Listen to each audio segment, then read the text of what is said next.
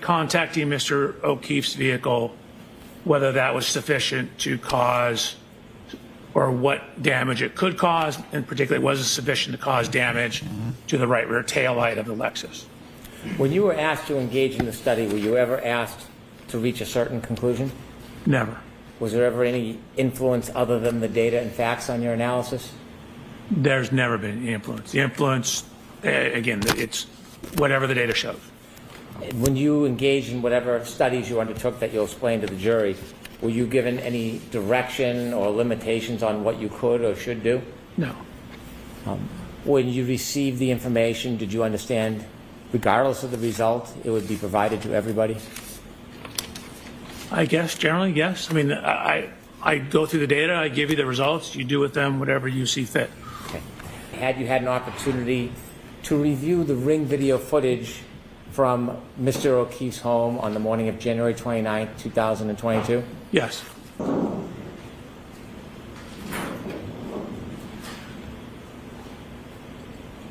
So Mr. O'Keefe's vehicle, I don't know if you noticed, but there actually is contact between the vehicles.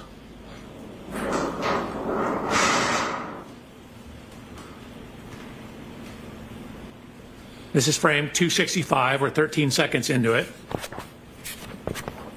Here's frame 305. Notice you see brake lights. Lexus comes to a complete stop at frame 369. 384, the reverse lights turn off. So now look how red this is because we no longer have the white reverse lights in it. And you can see the Lexus starts to drive forward. So frame 825, we're going to focus in on this area here. So what we will actually show is where the snow was displaced in these two spots. The spots right across from here and right across from here. If you could focus your attention on those. Slide 77. So I have the two vehicles. We can get the exact position of the vehicles when that Lexus stopped. So when that Lexus stopped, that's going to be the maximum engagement.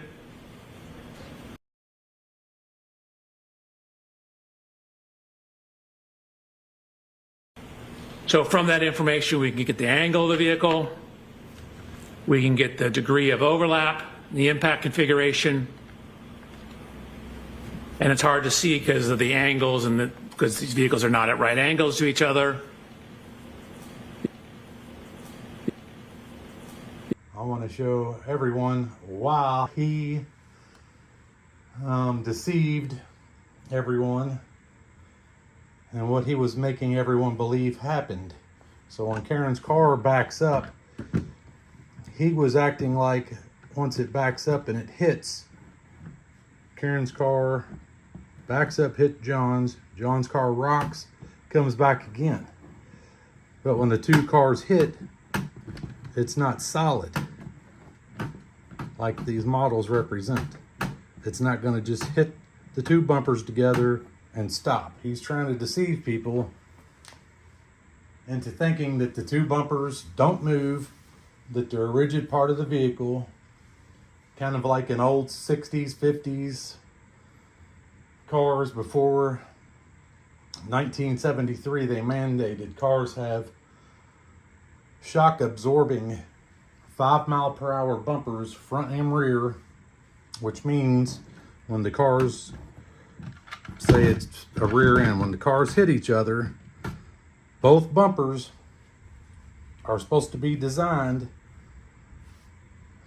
to take a 5-mile-per-hour hit and not cause any damage. The bumpers have shock absorbers on them in the 70s, so when two cars hit, the shocks would go in like that and pop back out. They were literally shock absorbers, like on the suspension of a car, that would take the hit and pop back out. Now in the later 70s, they changed the law again to 2.5 miles per hour. And that's when cars started coming out with the plastic bumper covers. Well, they're really a urethane rubber, but the bumper covers themselves are the shock absorber. And underneath the bumper, they have plastic. Some of them have styrofoam, different materials to absorb the shock. And then underneath that is the real bumper system, that is the steel bumper. Some cars had aluminum bumpers.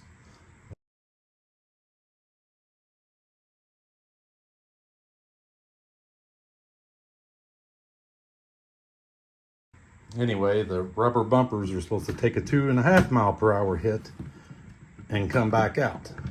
Like the bumpers would deform in and pop back out, and it's supposed to not leave any damage. So, when Karen backed out of the garage and hit John's car, it didn't hit bumper to bumper on the side and stop.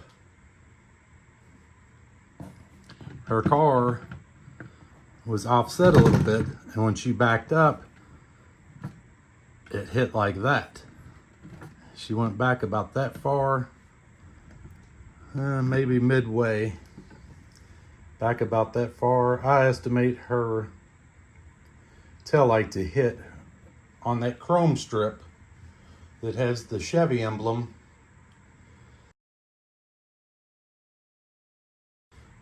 And when she hit it, John's car went forward and came back. This is exaggerated, but his car went forward and came back. The first strike, I'm sure, probably cracked the light. And then when his car rocked and came back, I'm sure that's when it cracked it even more. And in fact, it could have knocked the piece inside of the taillight. But we know the bumpers on both cars are rubber.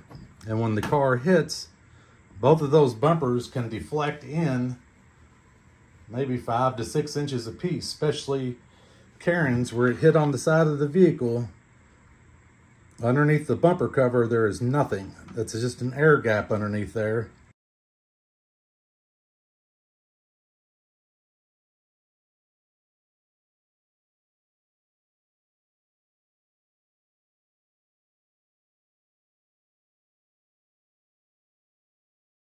And there's a body vent. On cars, there's vents that run along inside of the body to keep moisture from building up to prevent rust.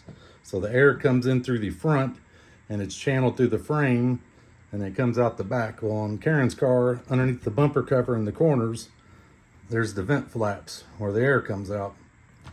So that cavity is probably 5 to 6 inches deep. Now, it being a rubber bumper, when it pushed up against the car, it's gonna deform and leave the room for the taillight to make contact with the vehicle. John's car, this is not a Chevy, I couldn't find one, but John's car has that big black rubber bumper as well. His is more of a plasticky bumper.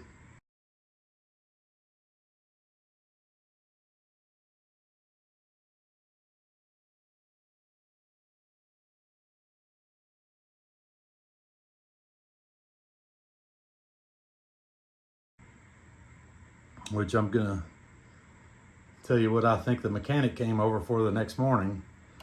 Those black bumpers, they have a texture on them to make them look rough and to make them look like a flat black. Now his car has the bumper cover and then it has the steel bumper underneath it. There is probably a gap of 3 to 4 inches. So that rubber bumper cover can push in 3 to 4 inches before it even touches the metal bumper. So both cars together combined, there is at least 5 to 8 inches of flex and air underneath both bumper covers that would not destroy, touch, mess up anything. Now Karen's car does have scratches that line up with the Traverse bumper cover rubbing along hers. And that red light or reflector on the back of the Lexus wouldn't come into play at all because they would hit at an angle like that. So the bumper covers on both cars would push in and the taillight would make contact right on that strip that has the Chevy logo and the rear windshield wiper on John's car. There is probably a gap of 3 to 4 inches. So that rubber bumper cover can push in 3 to 4 inches before it even touches the metal bumper. So both cars together combined, there is at least 5 to 8 inches of flex and air underneath both bumper covers that would not destroy, touch, mess up anything. Now Karen's car does have scratches that line up with the Traverse bumper cover rubbing along hers. And that red light or reflector on the back of the Lexus wouldn't come into play at all because they would hit at an angle like that. So the bumper covers on both cars would push in and the taillight would make contact right on that strip that has the Chevy logo and the rear windshield wiper on John's car.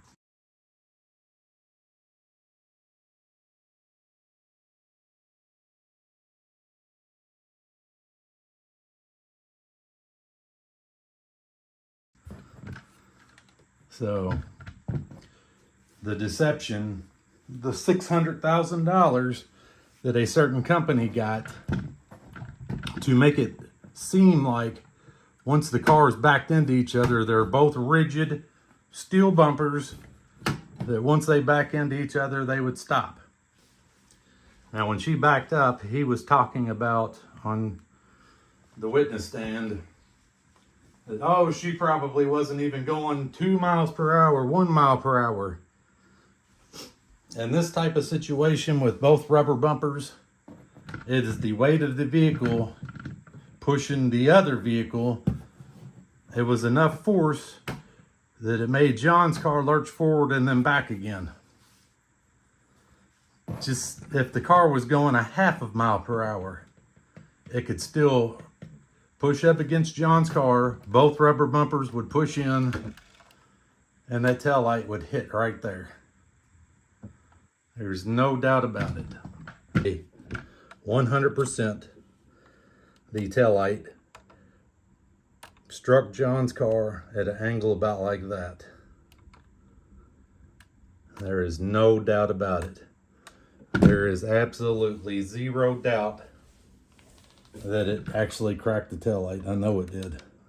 Both bumper covers would have deflected. The taillight would have made contact right by that Chevy emblem. And definitely, between both vehicles, almost 12,000 pounds of force. When his car jostled forward and back, it didn't even need to be but a quarter of an inch and it still would have cracked it more. The initial hit definitely cracked the taillight. And then when it jostled forward and back, that would have caused it to crack even more. This little model is pretty cool with this headlights. Almost look exactly like a Lexus with taillights on.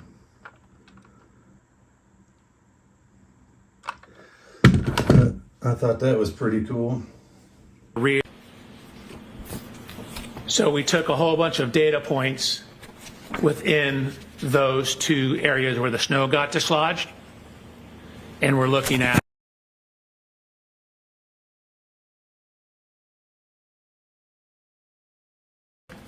so this is where it is on the rear of Mr. O'Keefe's Chevrolet. You can see it's about 25 and a half inches above ground, 32 and a half inches above ground.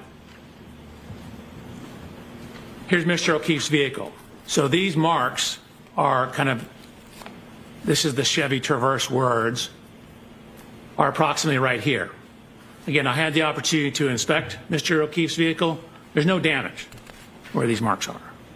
So Sure, it knocked the snow off, but it wasn't sufficient to cause damage to his vehicle. We then mapped that data onto Miss Reed's vehicle to look at where that height is. So you can see the only contact marks are down at the bumper level. I mentioned how that bumper sticks out. This is exactly where you'd expect it. So the only evidence of contact is nowhere near the upper taillight. Now, I emphasize the word upper taillight because it is right in line with the lower taillight. But yet the lower taillight also was not broken.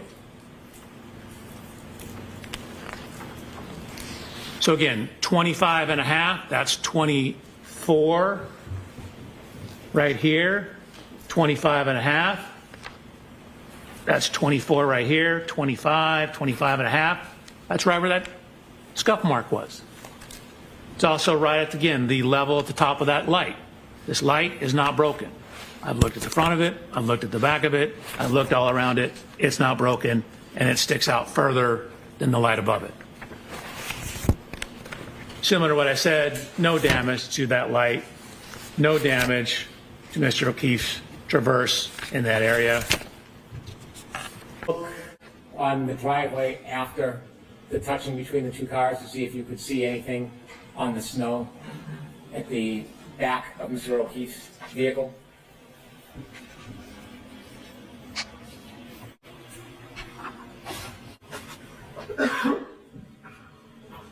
This touching as the source of damage to the defendant's Lexus rear right taillight. Did you consider speed as part of that analysis? I did. Did you Consider speed, and then again, knowing we have the positions of the vehicle, we looked at the degree of overlap, and there's only about 2 to 3 millimeters of overlap between the vehicles, which is insufficient to cause the tail light that's recessed in from the edge on the right rear of the Lexus to contact the rear. This is an example of how far the rubber bumpers flex in and then they pop right back out. This is a 5-mile-an-hour crash, but that is not the point. The point is the weight of the vehicle pushing against another vehicle with a rubber bumper. Both rubber bumpers will deflect, and the taillight will make contact with John's SUV. Now look at the front bumper on this car. It pops right back out. Now going slower, it wouldn't go in as far on this car, but it still will go in. This is a front hit.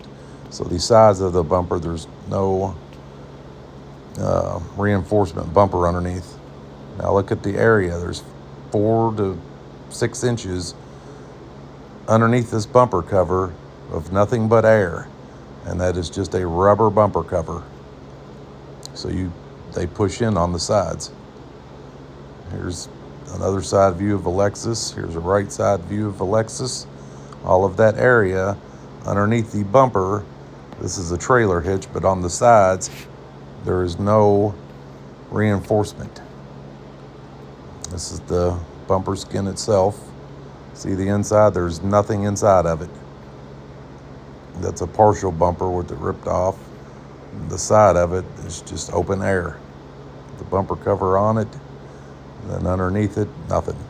See how far the taillight sticks out on the side too.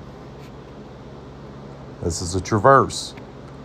Once you take the bumper cover off, there's nothing underneath it except for the metal bumper that is 3 or 4 inches in. Once you take the bumper off, just open air, and that's the steel bumper. Looked at the degree of overlap, and there's only about 2 to 3 millimeters of overlap between the vehicles, which is insufficient to cause the tail light that's recessed in from the